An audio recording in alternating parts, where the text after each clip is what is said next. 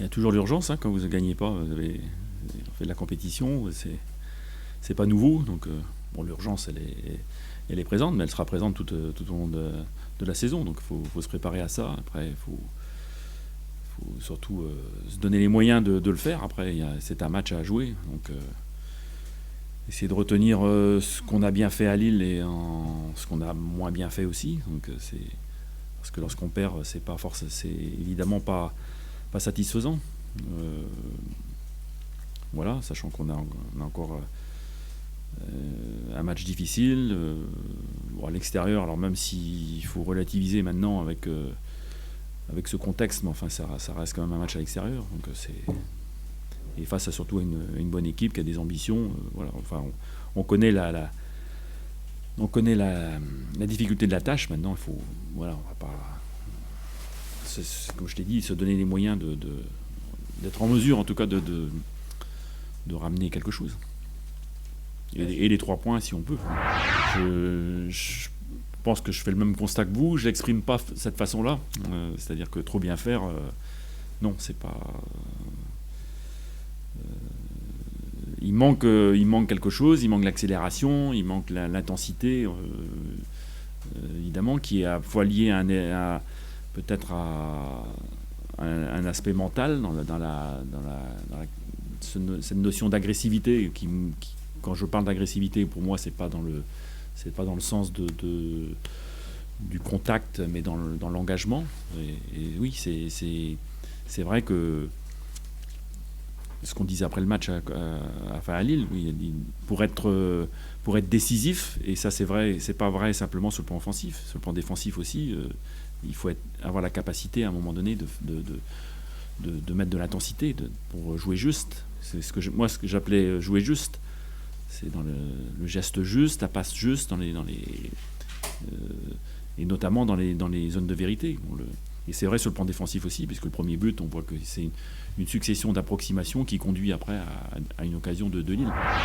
Vous savez, je pense que de toute façon, oui, enfin, il faut être lucide, il faut dire les choses, et après, il faut le mettre en application sur le terrain. Et l'entraînement, c'est aussi un moyen de se conditionner au match. Donc c'est le comportement à l'entraînement, c'est pour moi le meilleur. Même si c'est pas un match, et la vérité c'est sur le terrain, mais l'entraînement donne aussi beaucoup d'enseignements, et c'est une façon aussi de se conditionner. Donc il y a eu des choses moins bonnes, des choses meilleures. Donc, oui, ce que j'espère, c'est que maintenant, il y a déjà une prise de conscience pour en faire plus, ce qu'on dit depuis un certain temps quand même, de faire mieux aussi. Ça va de pair. Hein. Donc, et parce que la solution, évidemment, ça passe par le collectif, mais à un moment donné, il ne faut pas non plus que reposer tout sur le collectif. Le collectif a besoin aussi d'individualités qui soient à leur meilleur niveau, qui s'engagent, et ça joue sur les deux tableaux. Donc j'espère que cette semaine il y a eu une prise de conscience. Puis après le championnat il est long, hein, mais il faut pas perdre de temps, parce qu'on sait très bien que les aspects psychologiques comptent aussi, et que vous êtes c'est quand même plus facile d'évoluer quand vous avez des points que lorsque vous êtes à la recherche de points. Je pense pas. Simon, ça fait longtemps que la saison dernière, les adversaires savaient que c'était un danger. Donc je pense pas. C'est souvent le problème. C'est-à-dire que quand un joueur fait une bonne saison, lui, c'est vrai pour Simon, mais c'est vrai aussi peut-être pour Imran, c'est vrai pour des joueurs qui ont... c'est plus difficile de confirmer, parce que le joueur se met dans une... il y a toujours l'envie de bien faire et de faire même plus. Et il en fait trop, il se met une pression, et quand il réussit pas, il perd de sa lucidité. Et je pense que pour Simon, c'est ça, c'est pas une question de... C'est avant tout lui dans le... Je pense que Simon a fait... sur la poule retour, il était diminué.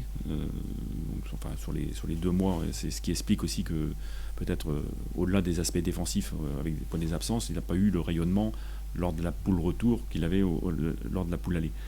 Maintenant, ces problèmes physiques, c'est résolu. Je pense que c'est pas un problème physique, c'est juste une pression qui se met pour peut-être parce que pour justifier d'un statut qui se donne. Donc c'est pas facile parce qu'on discute avec lui, on sait qu'on compte sur lui, on a besoin de lui, mais il faut qu'il se retrouve un peu cette